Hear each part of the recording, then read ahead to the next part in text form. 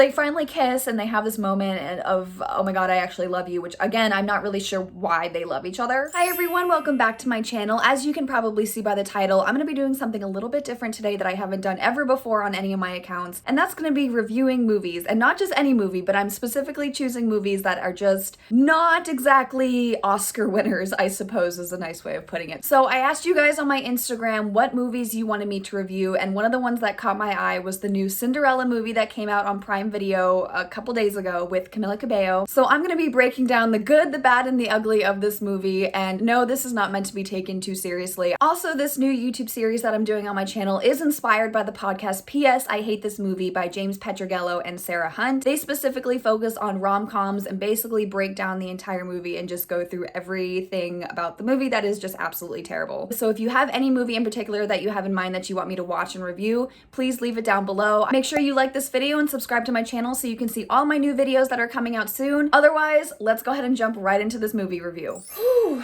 So this movie is an hour and 52 minutes long. It is, again, like I said, on Prime Video. This movie is written and directed by Kay Cannon, who also worked on all the Pitch Perfect movies and Baby Mama, and I also believe was a co-director on 30 Rock and New Girl. This movie got a 44% on Rotten Tomatoes, which honestly isn't that bad, especially because Rotten Tomatoes can be a little strict. And this movie got a 4.2 out of 10 on IMDb. So that's just kind of what we're working with here in terms of the reviews on the movie. And of course, we have some familiar faces in this movie, which was the most redeeming quality, I have to say. The movie stars Camila Cabello as Cinderella. We also have Idina Menzel, Billy Porter, Minnie Driver, and the prince is played by Nicholas Galitzine, who I hadn't heard of before, but it looks like he's been in a few, so maybe you've heard of him.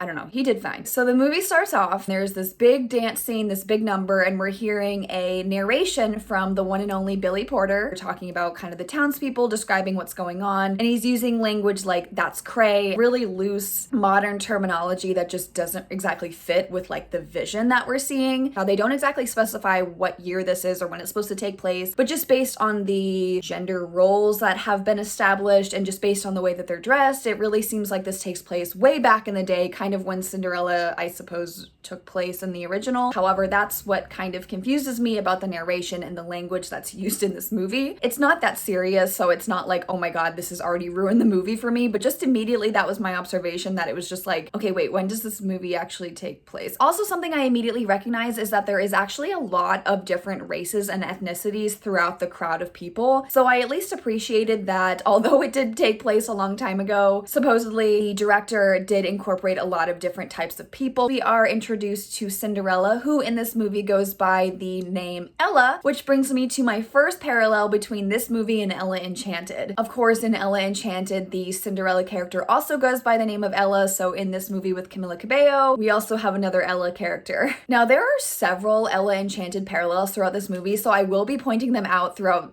this review. I definitely don't want to say that this movie was a ripoff of Ella Enchanted in any way. It's just the fact that they used very similar things and themes and songs at some point, and even people from Ella Enchanted that is also in this movie. I thought that was interesting and just slightly unoriginal. But I guess this is what, the 10th remake of Cinderella, so how many more types of movies can we make here, right? So I'll give them some slack on that. So Ella's character is just some peasant girl. She is clearly the stepdaughter to an evil stepmother who has two daughters. Cinderella's character starts singing You Gotta Be by Desiree. I think I said it right. If I said the name wrong, just correct me below. That song that's like, you gotta be, you gotta be. So I was like, oh, okay, I guess they're using real songs in this movie, kind of similar to how they would in like Moulin Rouge or Across the Universe. And I just want to say right here that most of the songs they've chosen are just like, out of all the songs, this is the one you went with? Okay. And if you're wondering if she does that jaw thing throughout the whole movie, she absolutely does, starting with this song. We are then introduced to the stepmother, who of course is played by the lovely Idina Menzel. The stepmother's name is Vivian, but of course Cinderella refers to her as stepmother, so she'd be like, yes, stepmother, okay, stepmother, which I just thought was kind of weird, but maybe it just is supposed to go with the time period, which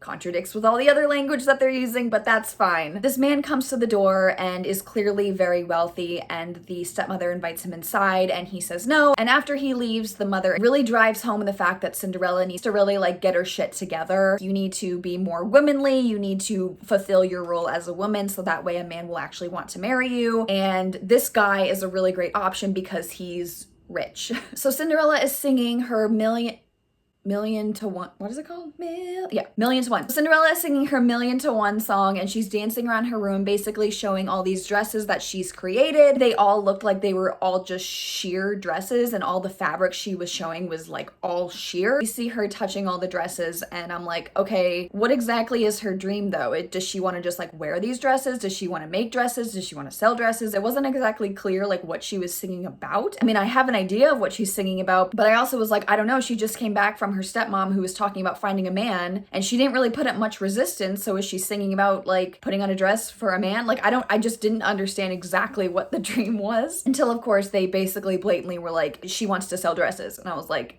oh, okay. Back in town, there is an announcement to the crowd that there's going to be the changing of the guard, but it's done in almost like a marching band style with like a rap on top of it. So then it cuts to the royal palace, and we're finally meeting the prince, Prince Robert, who again is played by Nicholas Galitzine. I think I'm saying his name right. Again, I'll leave everyone's name and everything below because I'm ruining their entire everything. So when we're first introduced to our prince of this film, he seems like he's lazy, he doesn't really seem committed to his role, and he definitely seems uninterested in marrying anybody at this point in his life. I don't really know how old he's supposed to be. Old enough to get married, but that could, I guess that could be any age back in the day technically, so I don't know. He could be 13. He's not 13. So along with the prince, we are also introduced to his mother and father, the king and queen of the entire kingdom, and this brings me to my second parallel to Ella Enchanted. Queen Beatrice is played by the wonderful and fabulous Minnie Driver, who again was also in the Ella Enchanted movie. However, she played like a household fairy, like maid nanny type character. So she's actually upgraded in this movie and is now the damn queen of whatever kingdom this is. I don't even know if they ever say what kingdom it is, actually, now that I think about it. And that could just be me not paying attention. So if you know the answer, let me know. The king is very disappointed in his son. Obviously, this has been a discussion they've had on multiple occasions where he needs to get his shit together, essentially. And the king believes that the best way for him to prove to everybody that he is serious and can take on the role of a king is to get married. Which, in all fairness, I guess if you can survive marriage, you can survive anything, right? I don't really know whatever. In this king's mind, the only way for his son to be serious is to find a woman. So this is where the idea of throwing a royal ball comes into play, and he's like, hey, just so you know, I'm gonna throw this ball, and this is your opportunity to find some chick and hook up and, you know, get the ball rolling, as they say. They also introduced the idea that there is a sister in the mix. The king brings her up in order to threaten the prince that if he doesn't get his stuff together, they're gonna just give the throne to his sister, Gwen. And obviously this seems like an empty threat because the king is some misogynistic asshole. So they talk about this sister, and then all of a sudden they show this girl who's peeping at them through a portrait with like eyes cut out, and I immediately had no idea who she was supposed to be. I assumed she was the sister. They don't exactly like call her Gwen, they don't call her the prince, like they don't say who she is. Just having her introduced this way immediately just made her seem like she wasn't like stable, like there was a reason why they didn't want to give her the throne. Like she just kind of seemed like a weird person, but not if this person was supposed to be like a weird character, but she wasn't. That's what just was weird to me about introducing her this way. So now the prince knows that he has to find this woman, and he is on his way to the changing of the guard, and so he's walking around the castle and he's singing. And this brings me to my third Ella Enchanted parallel. They actually had the audacity, out of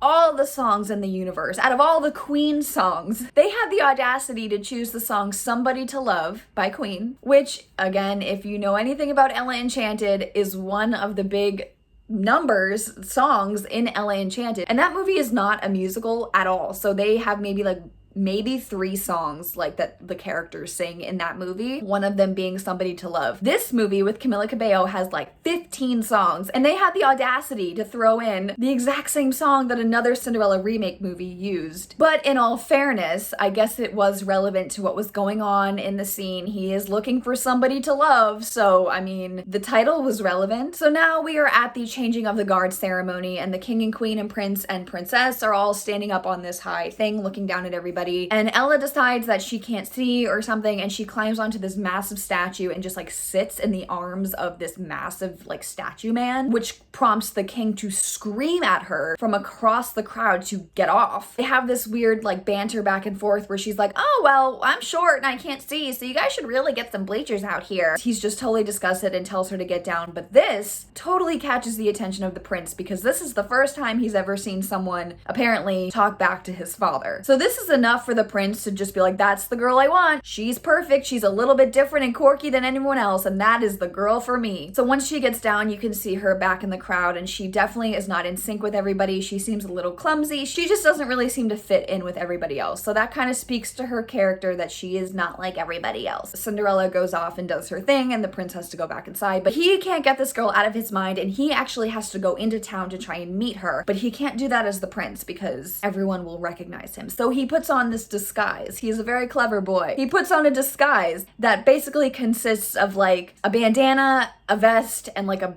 belt.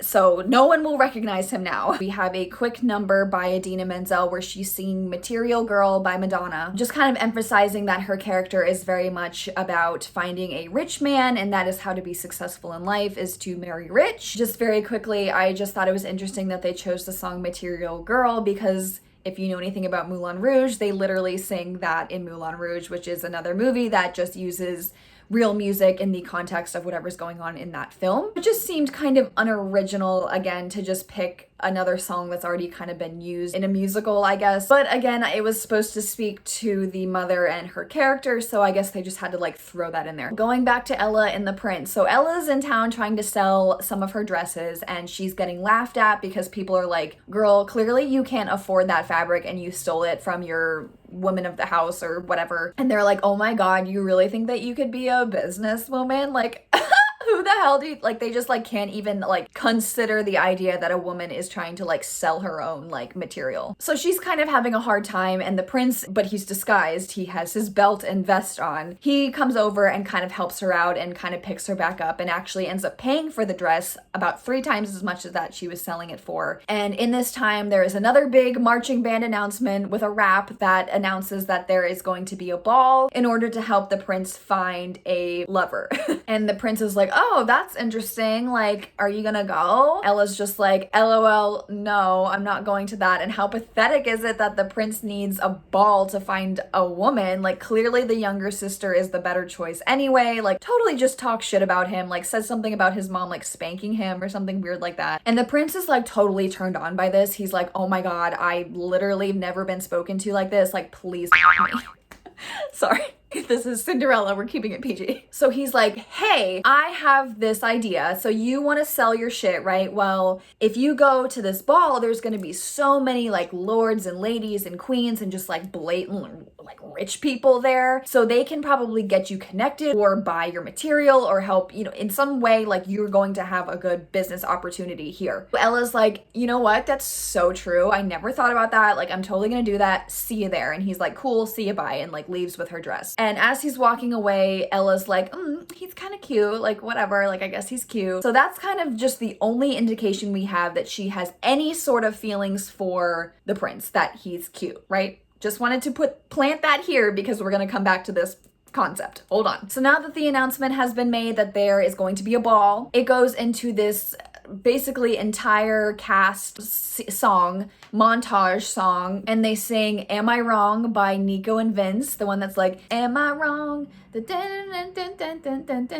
I also was just like, the song choice is like not great. Like that, I never liked that song. No offense, Nico and Vince. I just thought it wasn't a very strong song, but they had the whole cast singing it, and the point of that song was kind of to indicate that a transition period is happening, that there is going to be change, that everyone's kind of prepping for something, getting ready for something. So it shows like the stepsisters preparing for the ball, the stepmother helping them, Cinderella making her dress, like the prince, like, I don't know, getting all excited because he's like horned up now. Right before the song ends, we see the man that showed up at the beginning, the rich suitor man, show back up at the door, and the stepmother invites him in again, and this time he's like, yeah, I guess I'll come in. And he's like a total creep. So we see him enter the home, but that's all we see because the song continues. And when the song ends, Cinderella comes out in her pink sparkly dress that she made, and she's like, yeah, I'm ready for the ball, I'm gonna go. And the stepmother is just like, sorry, I should have told you sooner, but actually you're no longer single, and this ball is specifically for single women. And Cinderella's like, what the hell are you talking about? Of course I'm single, and what does that have to do with anything? I'm literally going for a business opportunity. She doesn't say that bit. And the stepmother's like, no, that nasty guy Thomas showed up and he laid his eyes on you, and so now you're with him. And Cinderella's like, I never agreed to that, like that's not a thing. And she's like, oh no, it's a thing, and that's happening, and you're going off with him, so you can't go to the ball, bye. Just to make matters even worse and to really solidify that she's not going to the ball, the stepmother throws like ink at her. I didn't see what exactly she threw at her, it just ended up being like this black splotch. I was taking notes at the time, but she goes running outside crying, and she's all upset, and she sings a reprise of her Million to One song, that song that they sang in the preview. And Ella's character is very similar to that in Cinderella, where she has mice in her room, and she also had a little chrysalis that was about to turn into a butterfly. So in that moment, the chrysalis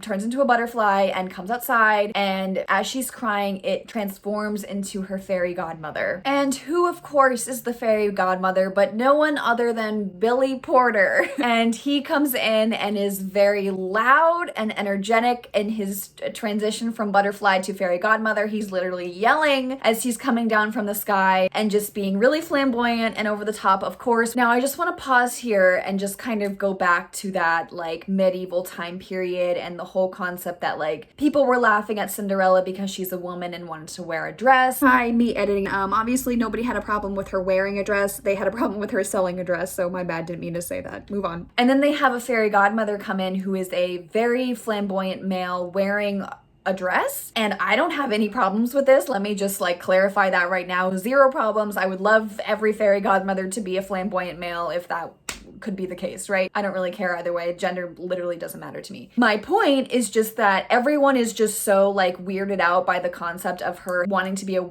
businesswoman, and then they just use a very feminine male as the fairy godmother, which is great, but also it just doesn't really make sense with like anything else that happened in the movie besides the fact that they're just throwing in really random modern twists. I felt like it was just really forced. And so then he's like, all right, no problem. I'm gonna make you a dress. I'm gonna make you all the Cinderella things that you need, and I'm gonna turn you into like a princess looking person, and you're gonna go to the ball and have a great time. So then he like flicks his wand, and it's like the most awkward, like slow transition of things that happen. It was just the weirdest. Like, I don't know if it was the effects or what it was. It was just a very awkward part where he's like flicking his wand and then like things are slowly happening, but like not enough for me to be like, oh, that's what he's doing. Like it just, I was like, what is he doing? So at first he puts her in this blue Cinderella colored pantsuit, and I don't really know what exactly the problem with that was, besides maybe people wouldn't take her seriously if she was dressed in quote manly clothes. So he immediately changes her into one of the dresses that she designs, and we get this beautiful pink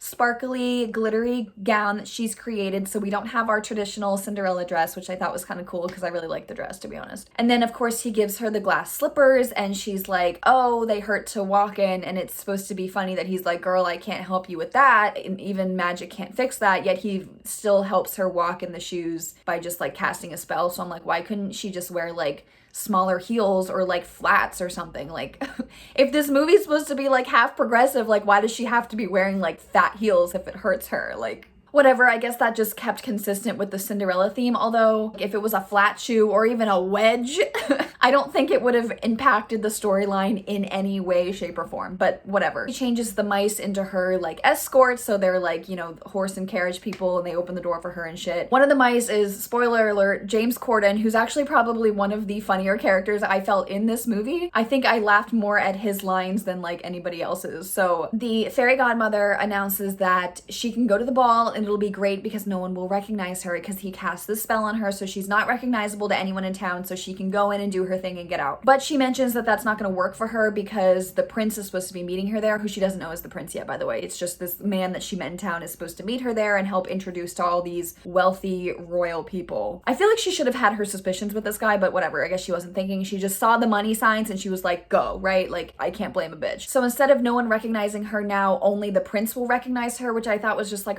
like they just kept adding on all these stipulations, which just, I was just like, why couldn't this have just been established at the beginning? Like, oh, I'm meeting this guy here and he's like, cool, he's the only one that can recognize you. Poof. Like, I don't know why it had to be like this whole like, oh wait, but that's not gonna work because of this. Like, oh wait, now my shoes hurt. Can you fix that? No, but I can. Like, it's just, there were so many like weird things that I was like, let's just get to it. Like, and the song that they chose during the whole transition scene where Cinderella is getting her dress put on her and everyone's changing is Shining Star by Earth, Wind and Fire. The one that's like, you're a shining star, no matter who you are. Like, probably one of the worst songs ever written, like, throughout history. Sorry if you enjoy that song. It's just boring. It's an old song, so I just felt like if we're doing like a modern twist, why not just use modern music? So the ball begins, and again, we're seeing many different races, many different ethnicities, types of women that are dancing. It's kind of like a show for him to just pick a woman, and they're all kind of talking about different things that they can offer him. They're singing the song, What a Man. I've never heard that song before, but I looked it up and it was by Salt and Pepper, so it's definitely a real song. It sounded like a real song just among every other song in this freaking movie besides the A Million to One song. So as they're singing that to him, the prince starts singing Seven Nation Army by White Stripes, and it's kind of this mashup scene where he's singing and they're just singing at each other. It's kind of like a Glee moment where they just kind of mash up two songs that, I don't want to say they don't go together because it didn't sound like weird. It just was interesting to me that they chose the song Seven Nation Army in this scene specifically where he's just having to like choose a woman. So again, just really old music, but like modern language in an old, like, I don't. So while he's off singing and pretending to look for women, Cinderella arrives and she comes across this Queen Tatiana, who is in awe of her dress and asks where she gets it. This is just somebody who's attending the party, I suppose. Many royals at this party because they do not want the prince to find some commoner peasant girl. It has to be some already established royal person, like a damn queen that he can marry. So as Ella's talking to this queen, she lets her know that she's about to leave town, and if Ella wants to work for her, she has to meet her in town tomorrow at this specific deadline. So it kind of establishes here that Cinderella has something to work for, and we have a deadline that we need to get through. So obviously we know that there's going to be something that might mess this up, right? So Ella's like, hell yes, I will be there. Don't worry. I will absolutely bring you all my samples. Like, this is going to be like my big break. See ya, goodbye. Then she goes and like slams into like a symbol or something and makes it really obvious that she's there. So then the prince notices her and he comes up to her and she's like, oh my God, you're a prince. This is really weird. I gotta go. Bye. Cause I already like got this business opportunity. I don't really care about you. They really just gloss over the fact that like he tricked her essentially. Cause like in any movie, they'd be like, you lied to me. I believed you. And you weren't even who you said you were. Like that whole thing. We don't have anything like that. She's just like, oh, you're the prince. Okay, well, bye. And he's like, no, hold on. I need to show you something. And she's like, I've already seen everything I needed to see. And he's like, no, you haven't seen everything. And he announces Princess Gwen, who comes out and is wearing Cinderella's gown that he had purchased for the 3 times amount in town when he was disguised as Bob. I don't really know. He never gave a name. So Ella is immediately floored and she's like, oh my God, my actual design is on a freaking princess. Like, this is a dream come true. This is awesome. This guy made this come true for me. And that right there just solidified that she was in love with him. So that kind of brings me back to my point earlier when I mentioned that she, you know, said that he was cute or whatever. Like, there was really no reason for them to have fallen in love besides now that he's done her this favor. She's all of a sudden like that's good enough for her. This guy is perfect. She wants to go off and dance with him. It was just interesting to me that it's this love story and they don't really know each other. It's just that he kind of believed in her because of the fact that she backtalked his father and he thought that was hot. Like, I don't really see the connection here. Like, there's nothing besides the fact that it's the Cinderella movie that makes me want them to be together. Whatever, they're dancing and they have this duet dance scene where they sing Perfect by Ed Sheeran. The first song that came out like within the past like like 5 years that they actually put in this movie. So he takes her off and goes into another room and starts playing the piano, and she's like, oh my god, like you're so full of hidden talents, like whoa. And he's just like, yeah, like no one knows this about me. It's so hard to be a prince with so many hidden talents. He's like, you know, people only know me as this like idiot guy who has a bad reputation. I can't do anything right, blah blah blah blah. And she's like, well, just so you know, I never thought those things about you. Which I like, pause, hold on, because when you were in town and he was disguised as Bob the commoner, you were straight talking shit to his face about the prince. Like, can we just like rewind to that? When they make the announcement that there's a ball, she laughs and makes fun of the prince and is like, yeah, no, like he should definitely not even be prince. Like the little sisters clearly, like I literally went through that whole like thing with you guys. Now she turns around and she's like, I never thought that about you. Like, bitch, yes you did. You definitely did. So don't like lie to his face now. That was kind of a weird line to throw in there because that wasn't even true. He's like, I really like you and I really want to like give you everything. So let's just like make it official. Like, let's just get together and call it a thing. And she's just like, I mean, maybe, but like, what is that gonna mean for like my business? And he's like, girl, no, like you don't get to have a business if you're like a queen. What would people say if they knew that the queen was also a businesswoman? Like, sorry, unheard of, like that just can't happen, but I'll give you whatever you want. Like, you can totally have everything, but like not that. And Cinderella's like, dude, no way. Like, I am not going to pick love over my dream job, which good for you, girl. She doesn't even know this guy. So if she chose this guy over what she's wanted to do her whole life, like that would have just been stupid AF, right? And so they're about to kiss. Oh my God, like we're about to make out. And then what happens? The infamous strike of midnight. So Cinderella's like, oh my God, I gotta get out of here. See ya, bye. Like, we're never gonna talk to each other ever again. And like runs out. And as she's running out, you can see the magic is starting to wear off. Her dress is starting to disintegrate. And of course she loses what? A glass slipper. So she leaves her glass shoe behind. So the king has found out that the prince wanted to be with this commoner peasant girl. And that just will not fly. That's just so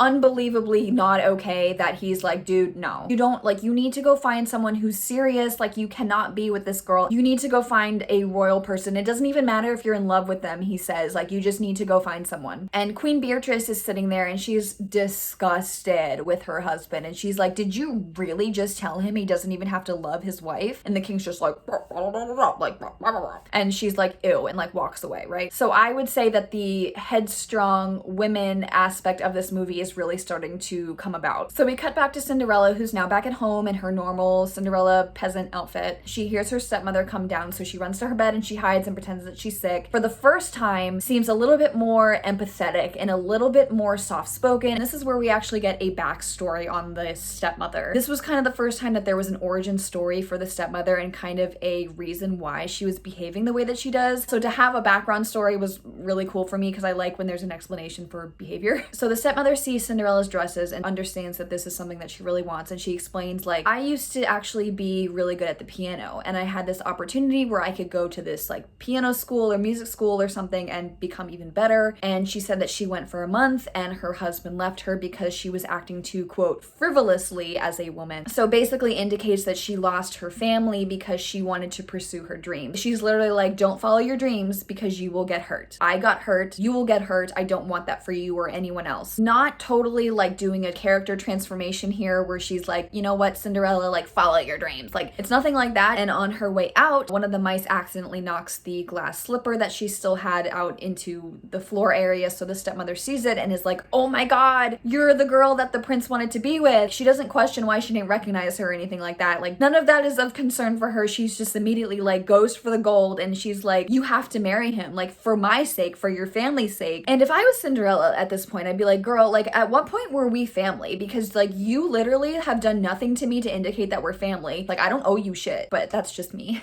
So Cinderella's all upset about that and she's like, sorry, like I can't because he's already chosen someone else and I said no. And the stepmother doesn't really like this answer, so she's like, well, you need to go with Thomas, which is that creepy guy that decided he wants to be with Cinderella. And she's like, no, I don't want that. Gross. And the mom's like, sorry, like it's already done. Like, I'm literally going to take you to him. Like, you are literally his now. So then it cuts back over to the queen, who is fencing in her court, I suppose, which I guess I don't really know a lot about this. I just thought it was interesting that like it was so unheard of for a woman to take on this role of a businessman, yet like sports is cool. Like, you know, I guess fencing is considered a sport. Like, I mean, maybe it's because she's the queen, she can do whatever she wants, but wouldn't that be the same case for Cinderella if she wanted to make dresses as a queen? Like, I don't know. Maybe I'm just thinking too much into the fencing thing. You know how like riding horses is like a royal thing? Maybe that's what fencing is. So she's fencing and the king comes up to her. They haven't really spoken since this argument and the king is like, what's wrong? Blah, blah, blah, blah. Like, I'm the king and everything I do is perfect and I know what I'm doing. And the queen really like puts it into perspective for him. She's like, hey, like remember when you used to love me and this is what you would do to show me you love me? Like now that you're king, like you don't do that and you suck and like you're annoying and we all hate you. And so this like heart to heart, this brief, you know, just put it in his face that he's being an asshole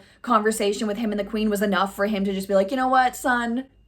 You can go marry whoever you want. Go find the girl you want. Go, go, go. You'll be fine. I love you. And then he makes up with the queen by serenading her outside of her window like he did when they were younger. So then the prince goes off because now he's gotten his father's blessing to do whatever he wants and he's going door to door with the shoe trying to find who fits the shoe. And we see Cinderella all sad on her little cart on her way to who knows where with this creepy man. And fortunately, those 3 little mice that she takes care of quickly sabotage this whole thing, which gives her the chance to like jump off the cart and like be free. So this problem of her having to go with Thomas is just like quickly resolved. It was kind of this built up thing like, oh, you can't go to the ball because of this guy and now you can't even live with us because of this guy. Like you have to go marry this guy now. And like all of a sudden it's just like, oh no, I don't. I escaped. Like it's fine. And of course the prince is running on his horse because he's trying to find Cinderella and at some point they start singing that 1,000,000 song again and then they're just like running parallel to each other and then they realize it and they're like, oh my god, hey. Again, it just feels rushed and forced. Like there was no struggle to find each other. Like they just all of a sudden were like running next to each other and they were like, oh cool. So the prince tells her how he feels about her and that he doesn't actually want to be king and that he's realized that and that, you know, he wants to be whatever. So they finally kiss and they have this moment of, oh my god, I actually love you, which again, I'm not really sure why they love each other besides the fact that he just like supported her like 1 or 2 times. Like, but I guess maybe if you're Cinderella and no one has ever supported you, like one act of kindness is enough to like want to like fall in love. I don't know. So Cinderella's like, hold on, like I was supposed to meet this queen in town to show her all my dresses and shit. Like, can you please take me there? And he's like, yeah, no problem. There is no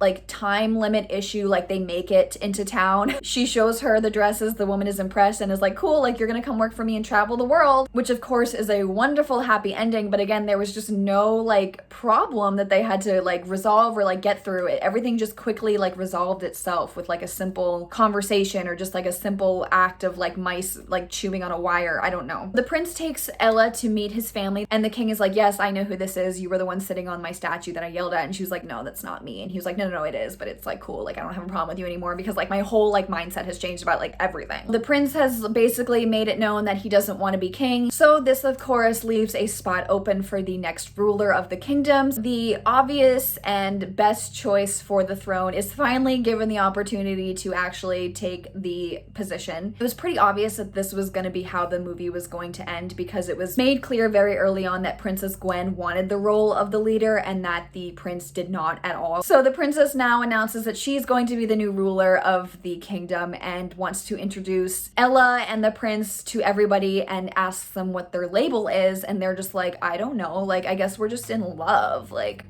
So then everything is cool, everyone is happy, everyone kind of gets what they want and they do this big ending number where it's like a whole cast dance scene, sing song where they literally sing Let's Get Loud by Jennifer Lopez. Another iffy choice. I mean the song's fine, but it's just like, why not just choose like YMCA at this point? Like they're all just like these really old like let's just do the chicken dance at this point, right? Like, so Let's Get Loud, I swear to God, takes place over like 10 minutes. They sing this song. It's just like her going through town, just like being happy that she can have a boyfriend and also like make dresses at the same time, because that's just something that like no one has ever heard of before. So kind of the last redemption moment that we see is Cinderella and the stepmother. It doesn't say anything to her, but it's pretty obvious that she's just like, I am accepting your choice. I'm happy for you. Just throw me a bone.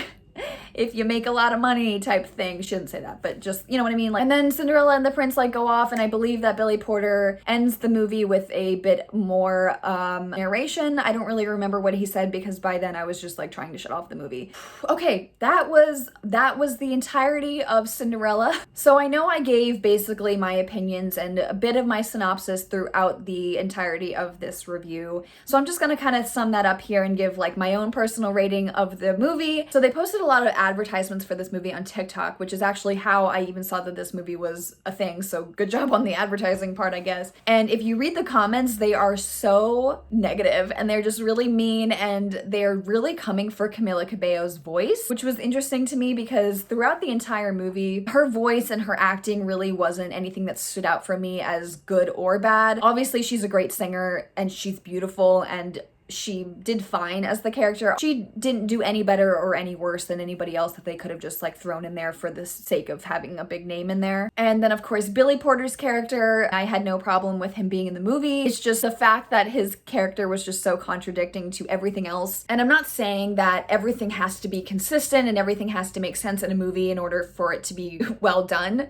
However, one of the main problems in this movie revolves around gender roles. It's just kind of strange that they kind of have this weird, like, old-timers mindset, yet they are living in some sort of progressive world where they can, like, do things that they would definitely not, I don't know. But the fact that they made him sing Shining Star was just an absolute crime. And I just wanted to reiterate here my issue with just how they kind of rushed through everything. I just felt like a lot of the scenes where, you know, a potential problem may have come about, or just them falling in love at all, was just so rushed and just didn't really make sense. Like, there just wasn't enough substance for me to be like rooting for them. Like, obviously because the movie is Cinderella, you know that they're going to get together at the end, but other than that, I didn't really see any chemistry or reason for them to be together. There was absolutely no, you know, race against the clock thing where they had to meet the woman in town, because she emphasized several times, like, you need to be there or this is going to be a lost opportunity. Like, if you are not in town to sell me your dresses, I will never see you again. So it was kind of made to seem like there was going to be a big, like, oh my god, I only have 2 minutes, I need to get all the way across town. There's no time limit issue with that at all. So as much as I appreciate that they were trying to just do this modern twist on the Cinderella movie, I just felt like it was just so contradicting in every way. Something that I did appreciate about this movie that I don't really remember seeing in any other Cinderella movie is that Ella and the prince actually chose not to be prince and princess or king and queen. They chose not to rule the kingdom at all, and they chose to go with Cinderella's dream of traveling the world and selling her shit. They both pretty much initially set their standards for what they wanted for themselves and pretty much maintained that throughout the whole movie. The music was